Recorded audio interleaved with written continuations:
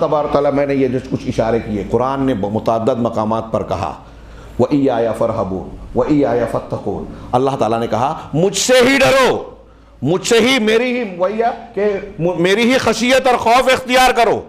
یہ اللہ کا ڈر اللہ کی عبادت ہے۔ اور ڈر کئی قسموں کا ہوتا ہے، ڈر کئی قسموں کا ہوتا ہے۔ ایک ڈر وہ ہوتا ہے جو جس پر ہم گفتگو کر رہے ہیں، جس کو ہم عبادت کہتے ہیں، خوف سر۔ اس کی تشریح یہ کہ ایسے کام جس پر صرف اللہ کی قدرت ہے، جیسے بیمار کرنا، شفا دینا، بارش برسانا، روزی دینا، کسی کو موت دینا، کسی کو زندگی دینا، اولاد دینا، یہ صرف اللہ کے بس کی بات ہے۔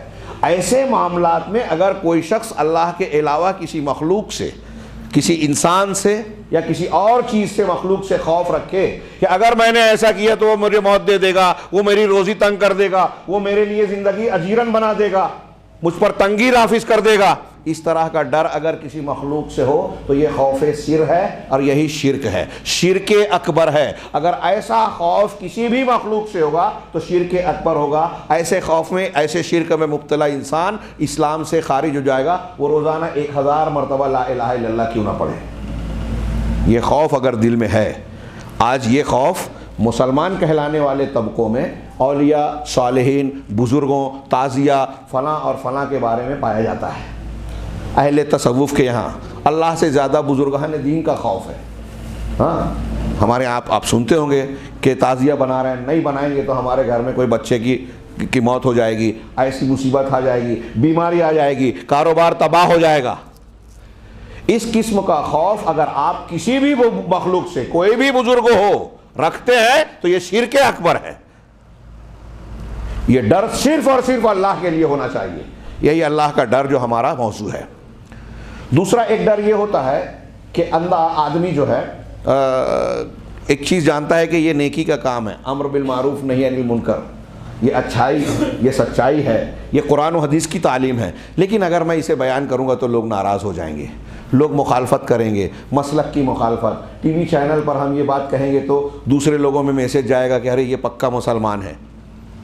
تو اب لوگوں کا لحاظ کر کے، لوگوں کا ڈر اختیار کر کے آدمی صحیح بات نہیں کر رہا ہے۔ یہ شرک تو نہیں ہے لیکن یہ بھی حرام ہے، یہ بھی حرام ہے۔ ایک ڈر وہ ہوتا ہے کہ آدمی کے سامنے سانپ آ گیا، بچھو آ گیا، دشمن کے تعلق سے وہ اندیشوں میں مبتلا ہے، یہ ڈر یہ طبیعی ہے، خوف طبیعی۔ اللہ کے جب جادوگروں نے حضرت موسیٰ علیہ السلام کے سامنے رسیاں، لاٹھیاں ڈالی تو فَأَوْجَسَ فِي نَفْسِهِ خِیفَةً موسیٰ، سورہ طٰہٰ میں اللہ نے کہا، پیچھے کی آیت کا ٹکڑا چھوڑ رہا ہوں، کہ موسیٰ علیہ السلام نے اپنے دل میں خوف محسوس کیا، ڈر محسوس کیا۔ یہ ڈر اگر ناجائز ڈر ہوتا تو ایک پیغمبر کے دل میں نہیں آتا۔ وہ موسیٰ علیہ السلام جو فرعون کی آنکھوں میں آنکھیں ڈال کر کلمہ حق پیش کر رہے ہیں، دعوت دے رہے ہیں، وہ لاٹھی اور رسیوں سے ڈریں گے؟ جی نہیں۔ وہ ڈر خوف سر نہیں تھا، بلکہ وہ ایک طبعی طور پر انسان کے ذہن میں ہوتا ہے کہ آپ کتنے بھی بہادر ہو، آگے کان میں شیخ کے اگر پیچھے سے اچانک کسی نے ابھی ذہنی طور سے تیار نے چیخا، تھوڑا سا چونک گئے، کہا دیکھیے ڈر گئے۔ یہ وہ ڈر نہیں ہے جس میں عقیدہ ہے، یہ ایک طبعی چیز ہے جس کو ہم ناجائز نہیں کہہ سکتے، اس میں کوئی حرج نہیں۔ کچھ اور بھی تشریحات کی ہے، میں نے ڈر کے بارے میں بتایا کہ یہ ہمارے ایمان کی ایک بنیاد ہے، تربیت کا ایک اہم پہلو ہے، انسان کے اچھا بنانے کے لیے ضروری ہے کہ اللہ کا ڈر ہو۔ اور پھر اس کے بعد یہ بتایا کہ ڈر کی قسمیں ہیں۔ یہاں ضمناً ایک بات کا اور تذکرہ کر دوں کہ ڈر کو اس کے دائرے میں ہونا چاہیے، ڈر کو اس کے دائرے میں ہونا چاہیے۔ اگر ڈر اپنی حد سے بڑھ جائے، بہت زیادہ ڈرنے لگے آپ اللہ سے، تو یہ مایوسی پیدا ہو جائے گی، قنوط، اللہ کی رحمت سے نا امیدی، یہ حرام ہے، کفر ہے۔ وَلَا تَيْأَسُوا مِن رَوْحِ اللَّهِ، اللہ کی رحمت سے مایوس نہ ہو۔ إِنَّهُ لَا يَيْأَسُ مِن رَوْحِ اللَّهِ إِلَّا الْقَوْمُ الْكَافِرُونَ۔ صحیح پڑھی ہے جی، کہ اللہ کی رحمت سے کافر لوگ ہی مایوس ہوتے ہیں۔ اللہ کی رحمت سے مایوس ہونا کفر ہے۔ اور یہ مایوسی کب آتی ہے؟ ڈر جب حد سے بڑھ جائے۔ ڈر وہ اچھا ہے جو انسان کو اللہ تعالیٰ کی فرما برداری، اطاعت پر ابھارے، کہ میں نے نماز نہیں پڑھی تو اللہ پکڑے گا، لہٰذا مجھے نماز پڑھنا چاہیے۔ نیکی پر ابھارے، برائی سے روکے کہ اگر میں حرام کھاتا ہوں، والدین کی نافرمانی کرتا ہوں، سود کھاتا ہوں، زنا کرتا ہوں، ہاں برے پروگرام دیکھتا ہوں موبائل میں، لوگ مجھے نہیں دیکھیں گے، کمرے میں چھپ کر دیکھ رہا ہوں، لیکن اللہ تو دیکھ رہا ہے، تو اللہ کا ڈر دل میں پیدا ہوا، آدمی نے اپنے آپ کو گناہ سے روک لیا، یہ ڈر محمود ہے، پسندیدہ ہے۔ اور اگر اس میں تھوڑی زیادتی ہوئی تو آدمی ان کاموں کو بھی ترک کر دے گا جو اگرچہ جواز کا پہلو رکھتے ہیں لیکن مکروہ ہے، افضل نہیں ہے، اتنا جائز ہے، لیکن اتنا ڈر جائے کہ ارے میں تو اتنا گنہگار ہوں۔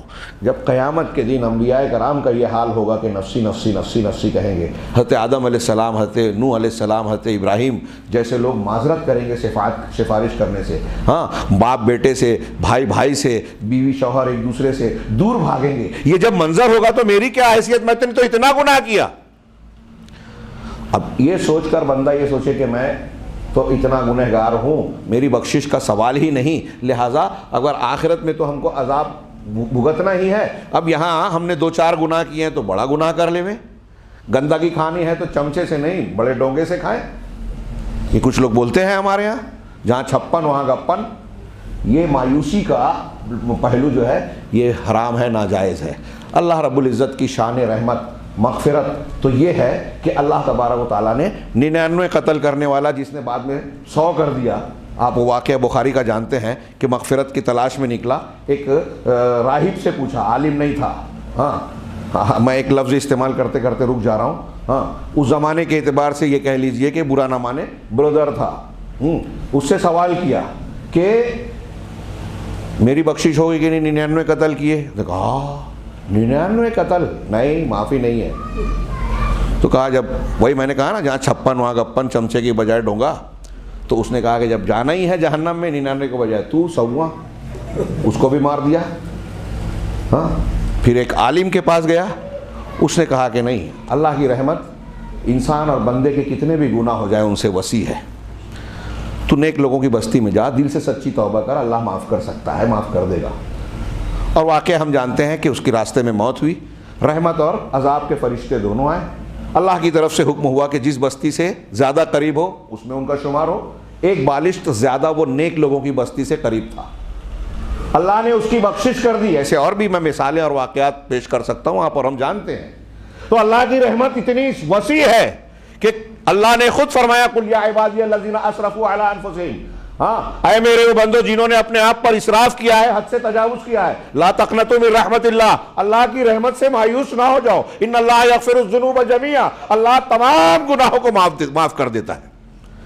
یہاں تو معاملہ یہ ہے کہ اللہ کہتا ہے ہاں کہ اگر میرے بندے یہ گناہ نہ کریں تو ان کو ختم کر کے نئے لوگوں کو پیدا کروں گا، گناہ کریں گے مجھ سے، توبہ استغفار کریں گے، میں معاف کروں گا۔